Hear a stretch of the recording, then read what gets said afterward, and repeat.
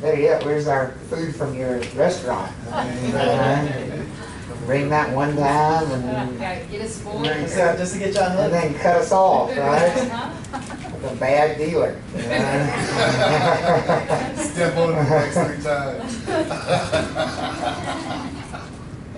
All right.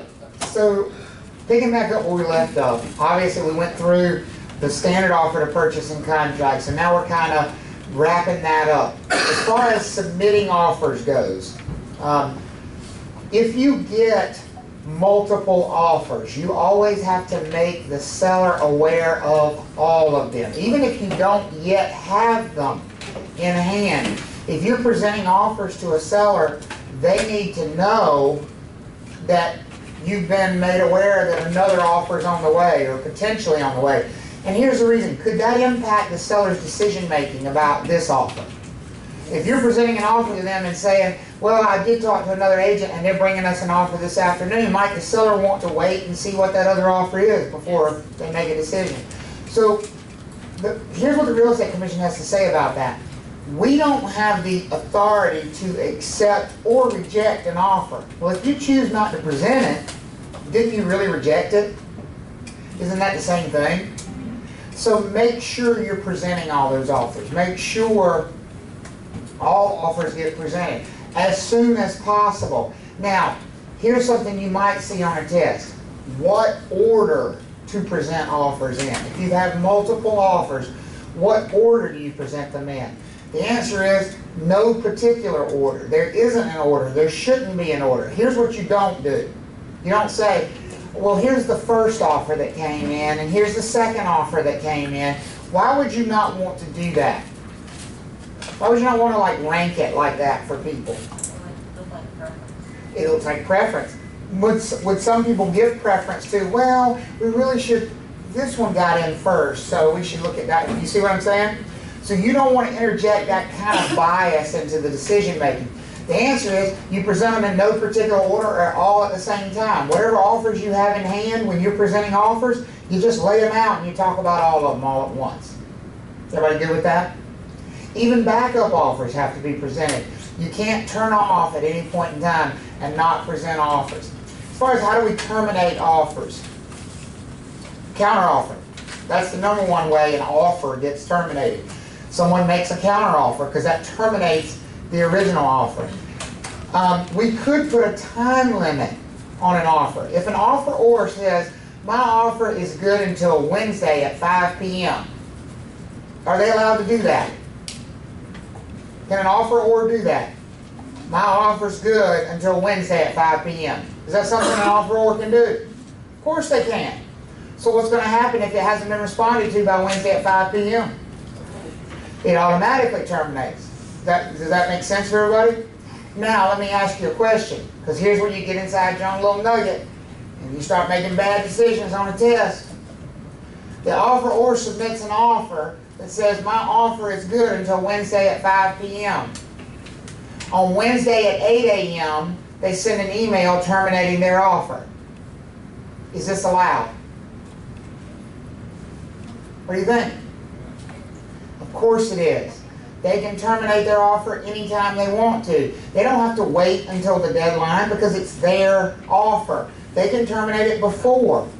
Does that make sense for you guys? An offer can always be terminated. What can't be terminated is a contract.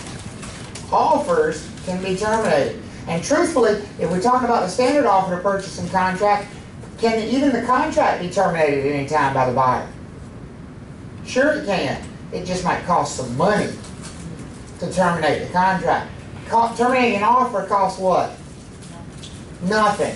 What does terminating a contract cost? At least the due diligence fee, and depending on how far you have gone forward in time, it might cost due diligence and what? And earnest money. Okay? So keep that in mind.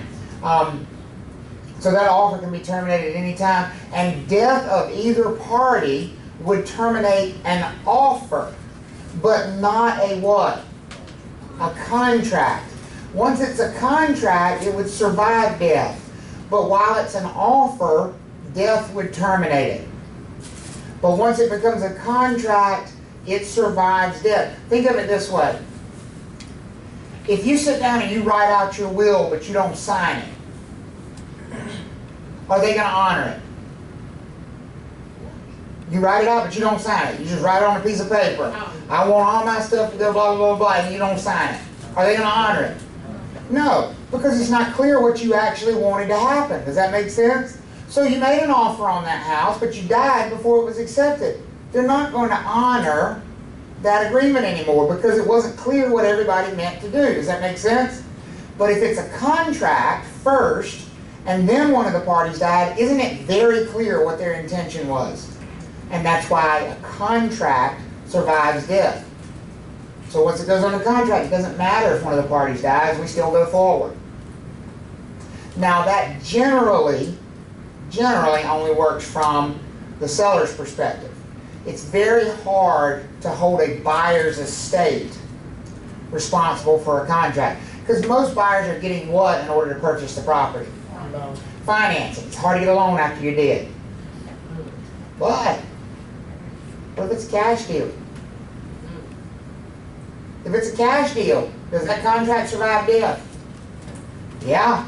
Does that buyer's estate have to go through that transaction? Sure does. Sure does. Just like the seller's estate has to go through with it and sell it. Okay? So contracts survive death, but offers do not. Are we good on that? Everybody good with that? Okay. Alright. You don't need earnest money to have a legally binding contract. Do not let the test talk you into earnest money being consideration. What did we say consideration was? We said every contract has to have consideration. In order to be a contract, it has to have consideration. What is consideration? Both parties have done what? Have promised to bring something of value to the transaction. So what if the contract says earnest money 0? Is it still a contract? Yes, because what's the something of value that each side is bringing? What is the seller bringing to the transaction? The property. What is the buyer bringing? What kind of money? The purchase price, right? The purchase price is the consideration, not earnest money. Can you have 0 earnest money? Can you have 0 due diligence fee? Is it still a binding contract? As long as the purchase price is not what? 0. If the purchase price was 0, would you have a contract? No, because then you would be lacking consideration. Does that make sense to everybody? Okay. So be careful about that. And this last bullet point down here is huge. It says a sales contract in North Carolina can never include anything about brokerage commission. And I'm going to add one more thing to that. There's actually 2 things that a sales contract can never include in North Carolina. Real Estate Commission has a rule about this. It says you cannot talk about commissions on a sales contract, and you cannot talk about broker liability on a sales contract. What do you think I mean by broker liability on a sales contract? What is liability? What brokers would be held responsible for. So what do you think you can't put in a sales contract? What you're going to provide to sell. What might you want to put in a sales contract? Think about yourself. Be real selfish for a second. What would you love to put in there? Well, we talked about commission, but think about liability. What would you like to put in a sales contract about your liability? I'm not liable. This is on you. I'm not liable if y'all mess up. Guess what? You can't. You can't. The Real Estate Commission says 2 things you can't put in a sales contract. Anything to do with your compensation. Period. End of story. You're not part of the contract. The contract's between the buyer and the seller. Nothing about broker compensation in the contract, and nothing about broker liability or lack of liability in the sales contract. They want to make it very clear that you are what? You are liable. We okay? Those 2 things can never be in a sales contract in North Carolina. We talked about the fact that closing dates, not time, is of the essence. We've mentioned before, just a reminder, if you have multiple offers, any broker in North Carolina can never disclose the contents of one offer to another offeror unless you have their permission, right? Unless you have permission of offer number one to disclose what they've offered, you can't do it. And are they going to give you that permission? It'd be crazy to give you that permission. Because why would you be wanting to disclose it? So you could do what with it? Beat it. You'd be trying to essentially get an auction going, right? You know? Oh, we've already got somebody who's offered $150,000, so you're going to have to beat that number. Of course the buyer's not going to give you permission to tell somebody that. And don't get cutesy. Well, you know, your offer's not quite good enough. We've got other offers and they might be better than yours. No. You don't give anything away about an offer at all, ever, as a broker in North Carolina, unless you have permission of the person whose offer you're giving away, and that's just not going to happen. You're not going to do it. Okay? We talked about notification.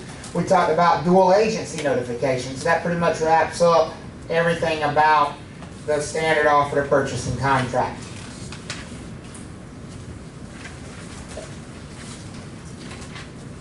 Now we want to talk about some special, yeah, go ahead, I Kathy. think I'm right, but I just want to clarify. Okay, so in buyer agency, you have oral, but if you do switch to dual agency at any point it does 100% have to be in any circumstance. All right, give me a, flesh that out in a real life scenario. Give me what you mean. So I'm working with a buyer, I got an oral buyer. So Josh is buying a house, you're showing him houses, Yeah. you got an oral buyer agency agreement. Josh wants to see a house with my firm. Uh-huh. And then we still have this oral agreement. Right, so you're going to get what kind of permission from him? You don't need You can get oral permission from him because you have what kind of a buyer agency agreement? Oral. Oral. So it doesn't have to change for it always. Okay. Now, keep going. Keep the scenario going. You show him, you get his oral permission, you show him the house, Then if he wants to make an offer, then if he wants to make an offer, you got to do what? it has to be written. What has to be written? The dual agency. Well, the dual agency comes after you do something else. What has to be written first? An agreement. A buyer agency agreement. And in that buyer agency agreement, he's going to give what in written permission Permission. for dual agency. Okay. Does that make sense? That would be the progression. Okay. Now, let's change that scenario up. You take Josh around, you show him properties, you already have a written buyer agency agreement. Now he wants to see one of your firm's listings. You go back and you look at his written buyer agency agreement and it says he desires exclusive representation and he doesn't authorize dual agency. What do you have to do? You'd have to have it. You'd have to get it changed in writing. Yeah. Because he's already put it in writing, you'd have to do the change in writing. If you have an oral agreement, then you can get oral permission. Once it's written, everything. That's right. Which means it always has to be what on the seller side? Always. Always written, because the seller's agreement is always what? In writing. It's always written from the very beginning. So you can't get oral permission for dual agency from a seller, but you could conceivably from a buyer for a short amount of time. Okay, everybody all right with that? Okay. Now we want to talk about now we have stepped away from the standard offer to purchase and contract. And I'm going to say something I said before to a couple of you that were in here before we went to lunch. I think it was Catherine I was talking to, Catherine and Teresa.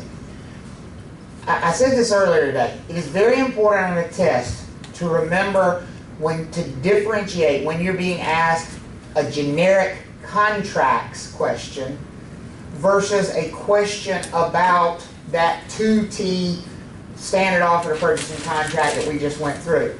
When you're being asked about that contract, you're talking about things like due diligence fees and due diligence periods and earnest money as liquidated damages. Those things are all very specific to that contract. They are not contract law. Does that make sense for you guys? If you're being asked a generic contract question, forget all of that due diligence stuff, because that is just that contract. That is how that particular contract is structured, not how contract law works. Here's what I'm going to tell you, the best way to know which one you're being asked. Are you being asked a question about generic contract law, or are you being asked a question about that standard offer to purchase and contract? Look and see what section of the test you're in. If you're in the national section, you're being asked a generic contract question. If you're in the state section, you're being asked about that contract, that 2T contract. And if you don't learn to differentiate between the two, you're going to struggle on the contract section of the test. Because contract law is very different from knowing that one contract. Does that make sense?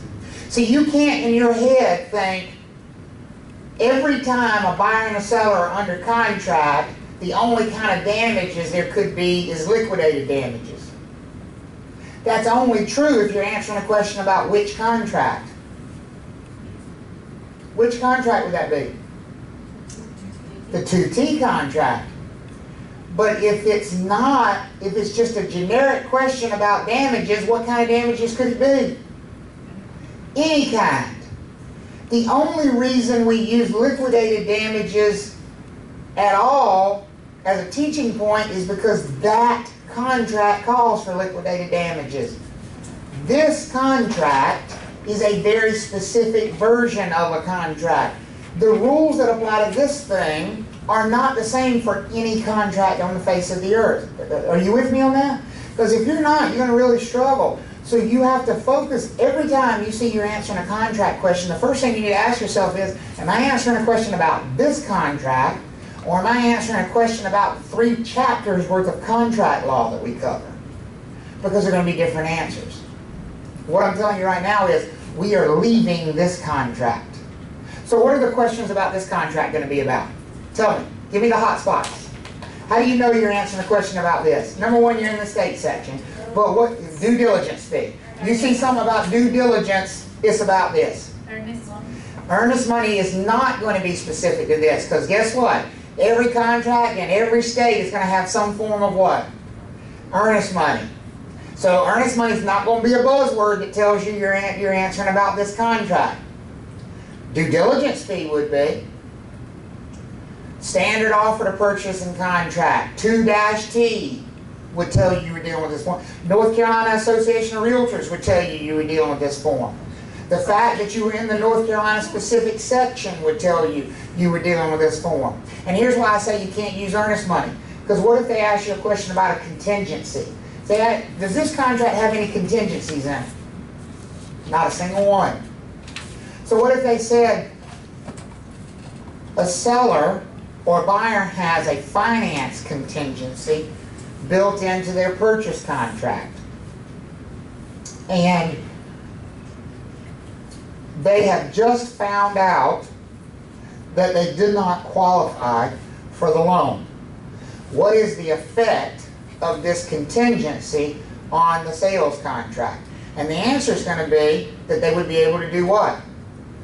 If they have a finance contingency, what is a finance contingency? Huh? But that's not what a finance contingency is. What is a finance contingency? If they don't get the loan. If they don't get the loan, then what? Then they can terminate the contract and do what? Keep going. You haven't got far enough. And get their what? Their earnest money back. So see, there's an example of a generic contract question that could make reference to earnest money, right? Would that happen in that contract, in the 2T contract? If you couldn't get your loan, would that have any bearing on you getting your earnest money back? No, because what's the one thing that dictates whether you get your earnest money back on that 2T contract? The due diligence period. Perfect, Trudy. The only thing that matters under that contract is the 2T, is the due diligence period. That's it. Everything else is fluff. But if you're answering a generic contract question, you've got to pay attention to other stuff like that. So make sure you're keying in on that. This is why people do so poorly on the contract section of the exam, because you sit there with your eyes glazed over. If you find yourself with your eyes glazed over, get your ass out of the chair and stand up. You have got to pay attention to this stuff. This is a huge chunk of the exam. I know it's boring. You think I like contract law? Sucks. But it's huge. Why do your clients hire you? Because they don't understand this stuff. They expect you to. They expect you to handle it. They expect you to understand it. And if you don't, guess what? You probably don't deserve the license. That's the truth of it. That's the ugly truth of it. You gotta get it. You gotta get it. You gotta zone in, you gotta focus in on this contract stuff. So we're leaving that 2T contract behind now. We're gonna talk about some, what I call exotic types of contracts. We are outside. This is not, I want to see a dog. This is, I want to see a zebra. Which is more common, a dog or a zebra? A dog. The 2T contract's a dog. You can find it anywhere you want to look. This is a zebra. You got to go find somewhere and look hard to find one. It's exotic. It doesn't happen very often. It's called an installment land contract. And first of all, what does installment mean? What's probably coming in installments? What are the installments going to be? Payments. Payments. Tell me something. In a normal purchase, how does the buyer pay for the property? Between the buyer and the seller. I'm not talking about what the buyer does as far as financing goes. How does the buyer pay for the property? In installments or all at once? All at once. All at once. Boom. In and out, we're done. Here's all your money. Get out of my face. Leave me alone. Isn't that the normal transaction? That's not. That's the dog. This is the zebra. With the zebra, it ain't done all at once. It's done over time. It's done in what? Installments. The purchase is accomplished in installments. So rather than the buyer paying the seller all at once, the buyer is paying the seller in probably monthly chunks. Every month, the buyer makes a payment to who? The seller. That's not the way. See, here's what you have to get out of your head. That is nothing even remotely similar to a normal transaction. Because in a normal transaction, when does the seller get their money? At closing. All of it. How long is it going to take to get our money in something like this? Years. Years. Long time. So now the first thing you ought to ask yourself in something like that, why? Why would a seller, we can easily understand why a buyer would do this. Because the buyer, why would a buyer do this? It's easier to buy it what?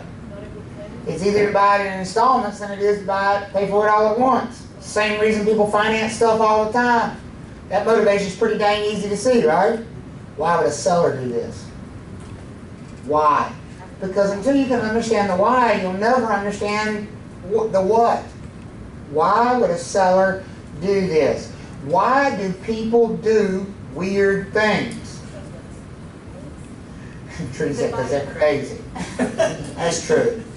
It's not why you do weird things financially, though. If the buyer don't pay one home, they can lose everything. Well, that's getting into the weeds, though, but that's not the big picture. You still haven't told me why. Why doesn't the seller just sell it to somebody who can pay for it all at once? He has to pay taxes.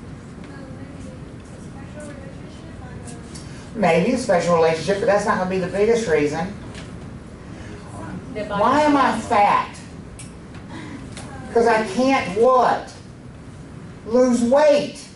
Why are you poor? Because you can't make money. Why did you not sell it to somebody who can pay for it all at once? Because you can't find them. If you could find somebody who could buy the damn thing normally, you would sell it to them. See, that's the thing. You won't open your brain up and think. This is common sense. And you know it, but you're sitting there going, open your mind up. Why would a seller be incentivized to do something like this? Because they've tried to do it the normal way and they can't. Nobody's willing to buy the thing the normal way. If they could find a normal buyer who would pay for the property right now and give them all their money, they would take it and do what? Run. Be gone. But they've tried and they can't. They can't find a buyer. So, you can't find one, what do you start doing? You start looking for an alternative.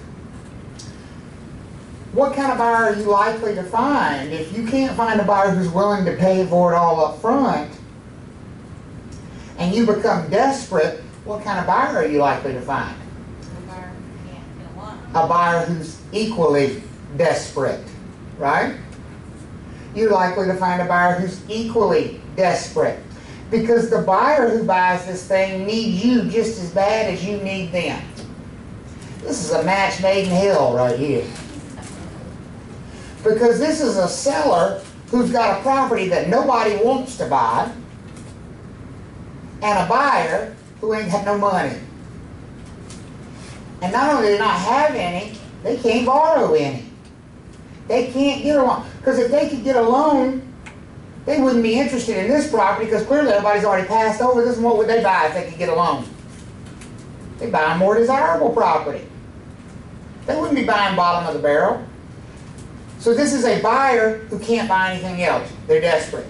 This is a seller who can't find any other buyer. They're what? They're desperate. Two desperate people have found each other. Doesn't it sound like a love story? Because you have to ask yourself that question. If they could do it any other way, they would, folks. So that's the installment land contract. Let's talk about why we mean they're so desperate. You'll see, hopefully, in a second what I mean by desperate, particularly in the buyer's standpoint. See right here where it says the default penalty is harsh? Harsh is not the right word. Medieval, torturous, brutal. Let me ask you a question. If I buy a house in the normal channels, if I buy a property through the normal channels and I borrow money from a bank and pay for the property with the seller, so I now own the property. Everybody with me so far? I own the property. Do I have a mortgage on it? Yes, but who owns it? Who owns it? I do. And here's how you know I own it. Because if I don't pay, the bank can't just come kick me out. They have to go through a process to do what? To foreclose and take it from me. It is mine. Are you with me on that? Now, I borrow the money for 30 years. I make my payments every month for 29 years. I only owe $1,000 on this property. I got 2 payments left. I owe $1,000. I lose my job. You with me so far? Now, I can't make the payment. Does the bank have a right to foreclose on me? Sure. Am I going to let that happen? No. Because what am I going to do? Worst case scenario, what am I going to do? Think. Sell it. It's mine. Before I let the bank take it for $1,000, I'm going to do what? I'm going to sell it and go buy something cheaper. Does that make sense? Because it's mine. Let's compare that with the installment land contract. Same situation. I financed this thing for 30 years, but in this case, who am I making the payments to? The owner, the seller. I make those payments for 29 years. I owe 2 more payments. I owe $1,000. I lose my job. I cannot make the payment. What do I do? Get out. What do I get back? Nothing. What can I sell the property for? You know why I can't sell it for anything? It's not mine to sell. I don't own it. Who owns it? There's no bank. Who owns it? The seller owns it. They still own it. Because they have not transferred title to me until I've done what? Made every single payment. Which one sounds more dangerous to you? The installment land contract or the traditional transaction? The installment. Absolutely. Yes, ma'am. Is this what it means when you see the signs that say owner financing available? Well, owner financing could be this, but owner financing is generally very different. Owner financing means the seller is functioning as a bank. So they are selling you the property, transferring title to you, but then you're borrowing the money from them. So you're making monthly payments to them, but you would still own the property yourself. So, if you get in that bind, what could you do with the property? Since you own it, you could do what with it? You could sell it and pay them off. That is very different from the installment land contract. Because with the installment land contract, title is never being transferred until the last payment is made. That's exactly what they're doing, which is why, if you look back on that first slide, what does it say up there? Think of it as rent to own. Those payments are rent until they make the last one, and then they finally what? Own. Very dangerous for a buyer. So now go back to why would a buyer do this? They don't have any other way. This is one step better than what?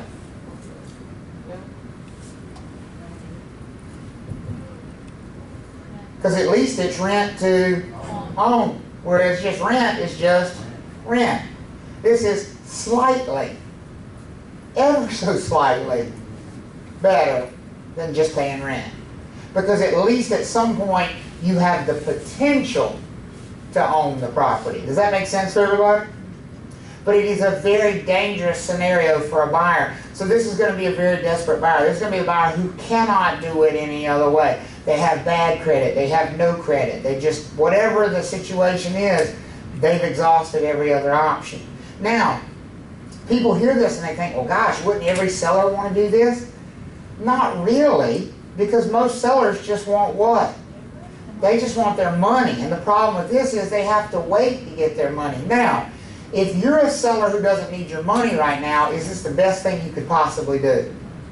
Yeah, because if you're the seller on this thing, and you've gotten 29 years worth of payments, you literally over there like, come on baby, lose that job. You know? God, I hope they get sick this month. Be great. Because they could do what? Kick them out and sell it again to somebody else. Kick them out, sell it again to somebody. That is an installment land contract. Now here's what you need to know from, yeah, go ahead, Omar. Could the seller do that if he has a mortgage? Could the seller do that if they have a mortgage? Most likely not. Most of these exotic things are going to require that the property be unencumbered by any kind of a lien. Because if you think about it, you'd be taking an even bigger risk as a buyer to go into this kind of a thing when the seller has the potential to be foreclosed on. So I'm not going to say it couldn't happen, but I'm saying it's very unlikely for it to happen. Now, from a brokerage standpoint, you need to know that you're never going to put one of these deals together in the same way that you would a normal transaction. What I mean by that is there's no forms for this. There's no fill in the blank, oh, we're going to do an installment land contract. If somebody wants to do an installment land contract, where are you going to send them? To an attorney. Now, can you still get paid a commission on it? Sure, you can still get paid a commission on it, but you're not going to be involved in any of the contracting. This is way too complex and above your head to be involved in the contracting part of it. Does that make sense for everybody? Okay? Because this thing's going to have to be, it's going to have to be recorded at the county courthouse. It's going to have to be drawn up by an attorney. This is a lot of legal involvement here. Just keep in mind that with an installment land contract, the buyer does not have the same rights as a transaction with a typical mortgage. They cannot borrow money against the property, and they can't sell it until they've done what? Paid it off completely, made every single payment. Because that's the other thing, that's the other problem with an installment land contract. Maybe you didn't lose your job, maybe your job just got transferred. If your job gets transferred, you got 10 years left on your mortgage, does that matter? No, because you sell the house, pay off the mortgage, take the difference, buy your next house. With an installment land contract, you can't sell what you don't own. Does that make sense for everybody? So this is very rarely done with homes, for example. This is much more done, why we call it the installment land contract. It's much more commonly done with things like farms and those kinds of things. Very commonly done with farms that are tenant farms, that are, you know, for example, if you have a farmer who is leasing the land that they farm on, it would be a good idea for them to go ahead and do an installment land contract if they could get it. Because if they're going to lease the land anyway, why not have it set up so that at least after some number of years the land would what? It would be theirs. Why not set it up as an installment land contract if you're going to lease it anyhow? Does that make sense for everybody? Okay? So make sure you're good on an installment land contract, and the fact that title does not transfer until the last payment is made, which is not how it works on a normal transaction. In a normal transaction, even with financing involved, when is title transferred? At closing. Even with seller financing, title is transferred at closing. See, people confuse this with seller financing. It is not seller financing. In seller financing, let me ask you what would have to happen. Seller financing. So I have bought the property from Josh, and I've also borrowed the money from Josh. I essentially paid him with his own money. Does that make sense? I borrowed the money from him to do what? To buy his house, to pay him. But the key here is I've paid him for the house. So what happens with title? It transfers to me. So 10 years later, I stop paying. What would he have to do? He would have to go through the foreclosure process. And could I sell it to avoid going through the foreclosure process? Absolutely I could. Versus if we did an installment land contract, 10 years later I stop paying, what does he do? He shows up with a shotgun and says, leave. He takes possession of the property back because the property already belongs to who? It belongs to him still. Does everybody see the difference between the two? Okay. That is the installment land contract. Now, another type of exotic transaction, not nearly as exotic as the installment land contract, is the option contract. An option to purchase. We talked about this yesterday a little bit, right? We talked about that Catherine, was evaluating 3 properties, and I said Josh owned 1 property, and Teresa owned another, and Omar owned the 3rd. And Catherine's problem was she was indecisive. She didn't know which one of the 3 she wanted to purchase, but she didn't want to take a chance that any of the 3 would go off the market before she could decide. So what did she do? She negotiated a contract with how many of them?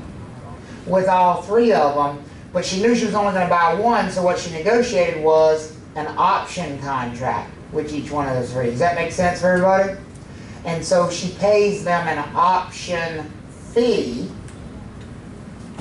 And what did they do in exchange for the option fee?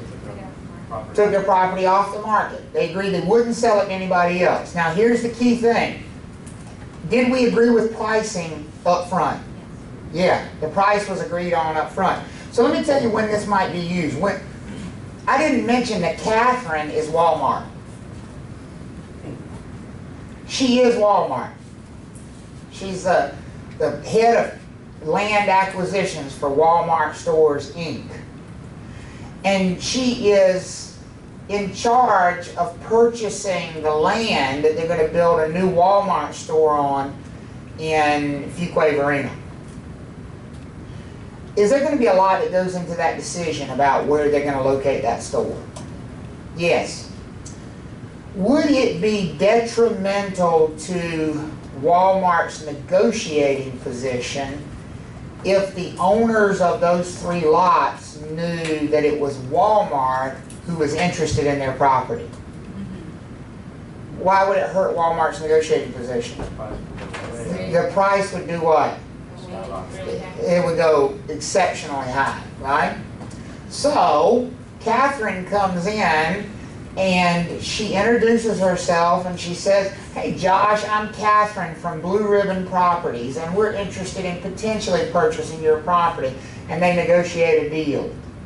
And they negotiate an option contract. She pays Josh $10,000. They come to an agreement on we're going to buy his property for $500,000. But she has a 6-month option period. Does that make sense for everybody? And then she goes to Omar. And she pays Omar a $10,000 option fee. I'm Catherine from Blue Ribbon Properties.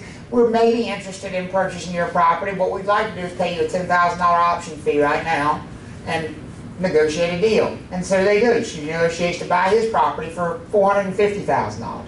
And then she goes to Teresa and she does the same thing. Now, once she's got all three of those options in place, does she have to hide who her true identity is any longer? No, because what can they not do? They can't change the price. So now Walmart does a press release. We're coming to Fuquay Arena, and we're going to be in one of these three locations. And Josh picks up the newspaper and he goes, holy shit, I messed up. You know? Because what he realizes is that he's agreed to sell his property to Walmart for $500,000 if they decide. And here's the reason they need to do it that way. Because Catherine's got to go to the city and get all kinds of studies and road maps done and additional lane studies and where we put a turn lane and what kind of stoplights we're going to put here to actually decide which one of these properties is going to be the best. She's got to work through all of that stuff. Is she probably going to have zoning concerns she has to work through? Is it going to be a lot easier to work through all of that if she can just do it in the open as Walmart stores? So what they want to do is lock down the land first. So they're going to lock down the land with those option contracts. Now she's free to go and handle and deal with all the permitting. So here's what she finds out. The first week she's dealing with permitting, she finds out that she can't get the necessary zoning changes on Teresa's land. So what's going to happen with that contract? She's going to let it go. $10,000, what do they care? Right? And so she starts working through. Now she's narrowing it down. Okay, she's working with these two properties. And she knows she can get the zoning done on both of those properties, no problem. She finds out that Omar's property is on a roadway that in order to accommodate the shopping center based on the traffic counts, they need a left turn lane stoplight at a cost of $640,000, which Walmart would have to pay for to get the city's approval. On Josh's land, they simply need a middle lane turn lane, a free-flowing turn lane at a cost of $72,000, which Walmart would have to pay for. Which piece of land just got decided on for the Walmart? Josh's did, because we got an extra $600,000 in development costs to do Omar's, right? So what is Catherine going to do now? She's going to contact Josh. She's going to say, Josh, I am exercising our option. We are moving forward and purchasing your property. Is he going to be sick? Absolutely. Because now he could probably, if he hadn't already agreed to $500,000, he'd probably sell it to him for $2 million at that point in time. That's why they did it as an option. Which is better for them? Losing, if they go in and they pay $30,000 in option fees, they know they're going to lose $20,000 of that, right? But what's better from their perspective? A guaranteed $20,000 loss, or working through this process and now Josh knows he's got the upper hand because he knows they can't use this property and this one's going to cost them an extra $500,000. Which one's better for them? The option. Doing the option. Is that making sense for you guys? Now here's the thing you need to know about an option. Has Catherine and Walmart promised to do anything in those option contracts? Have they made any promises? Have Josh and Omar and Teresa promised to do anything? Yeah, what did they promise to do? Sell the land at that price. Does that make sense? What kind of contract did we say that was? When one party has promised to do something but the other party has not? A unilateral contract. That is a unilateral contract. Now, during the option period, Catherine and Walmart can't do anything on the property. They can't go in and start developing it. They can't build on it. They don't own it yet. The key here is all they have is lock down the price. They've locked down the price for that time period. Is everybody okay with that? That's the idea behind an option contract. It's got to be in writing and it's got to be recorded. It's got to be in writing and it has to be recorded. In North Carolina, it's got to be both. Is this something that actually happens a lot in commercial? All the time in commercial transactions. Options are exceptionally common. Let me ask you a question though. You think they're common in residential transactions? You would hope not. You would hope that you would never ask a buyer to pay a sum of money in exchange for the seller taking their property off the market for a certain period of time while the buyer decides if they want to move forward with the purchase or not. Does that sound familiar to y'all? Sounds an awful lot like a due diligence contract to me, doesn't it? That due diligence contract, folks, is an option contract. It's an option contract. We don't call it an option fee, and here's why we don't call it an option fee. You want to know why? Here's the silly semantics of the law. North Carolina state law says that option contracts must be drafted by an attorney. That real estate brokers are not allowed to deal with option contracts. They have to be attorney drafted. So when the idea came up with the Association of Realtors to do this type of a contract, they said, well, this is an option. We can't do an option contract. They said, sure we can. We can just call it a due diligence period. Isn't a due diligence period and an option period the same thing? It is, right? The buyer's paying a sum of money to the seller. So now, take that to its next logical conclusion. Could a residential buyer put in a due diligence contract on multiple properties to lock them all down while they decide which one they wanted to move forward with? Yeah. Sure they would. Sure they could. Say like Scotty McCurry's like, the final tape is like, oh, Scotty McCurry, if I knew he wanted to buy my house, I would like, well, the price just went. If you know who the buyer is, that's exactly right. I guess that would be something. And look at it this way. What if you've got a buyer? So like this has happened to me in the last year. I had a buyer who's a pilot for Delta. And makes great money, but his schedule is insane. And he wanted to buy a house, had to be up here in North Raleigh because he wanted to be close to the airport for obvious reasons, you know. He actually said, I sleep better when I hear them. That's what he said. So he wanted to be close to the airport, not just for driving, but he wanted to be able to hear the plane. Same thing. There you go. He said every time they go over, I fall right asleep. I'm like, well, I hope that's not true because it seems bad to me that if you hear a plane, you fall asleep. I hope that's not true when you're up front. You know, like somebody wake that guy up. But his problem was in this market. By the time something would come on the market, and I'd contact him, well, he'd be in Paris or he'd be in California, or I'm flying today, or I'm here, and I'll be back on Thursday, and we'll take a look at it then. Well, in this market, what happens by Thursday? It's sold, right? So last October, there were 2 houses in North Raleigh that hit the market on the same Friday. And both of them were right in his comfort zone of what he was looking for. I went over that morning and looked at both of them in person and said, I think either one of these would work for you.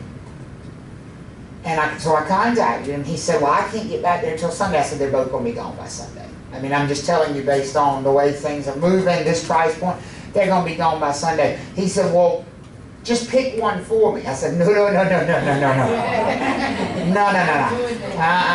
We ain't doing that. But what we can do, if you're willing to just understand you're going to lose one of these, we can negotiate simultaneously on both of them and put them both under contract. And then when you come back, you'll have at your leisure the ability to do what? To decide which one you want to actually buy. And that's what he did. That's what he did. We put 2 contracts on 2 different properties. He paid a $2,000 due diligence fee on one. I think we negotiated $2,500 on the other one. And then when he came back on Sunday, we went and looked at both of them. And he said, how long do I have to let you know? I said, you got 25 days. Because we had the whole, that's what we had as a due diligence period.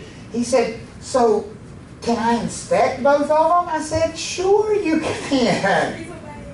He was like mind blown because he'd been under such time pressure all of a sudden. He's like, so you telling me I could fly my dad in and give him time with him? Like, fly anybody you want to in here. You've got 25 days to decide which one of these things you want to buy. So for him, it worked out great.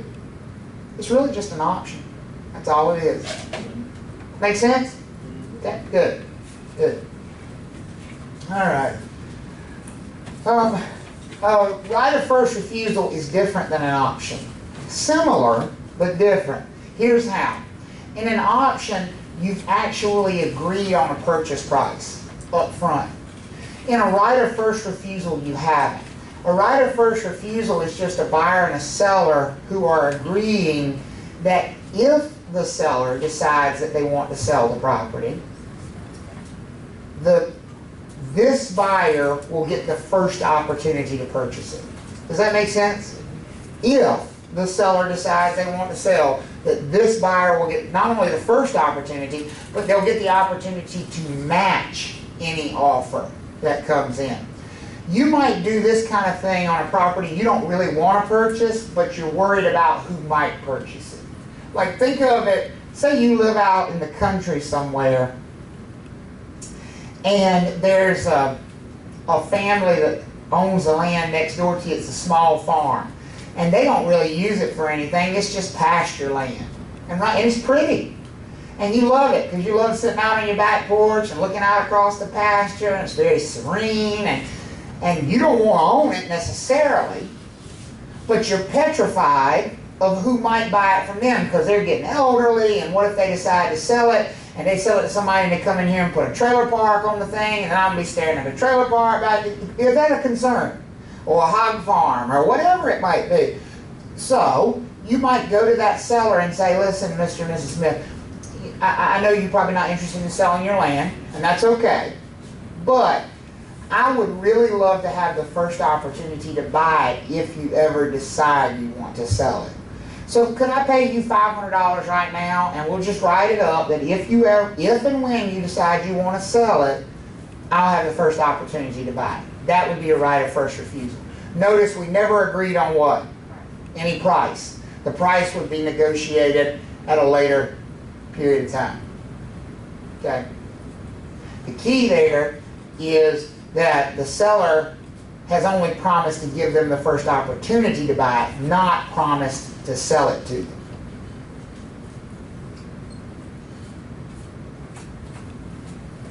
How do you feel about that? Okay? So make sure you're good on installment land contract, option contract, and rights of first refusal. Those are the exotics, I call them, the different ones that you might see on a test. And that is it for Chapter 10, sales contracts. All right? So let's do this. Let's take your last break. Take your last 10-minute break. When we come back, we will do some license law. So go ahead and get out your license law slides, and we'll go through a few of those, and then that'll be it for the week.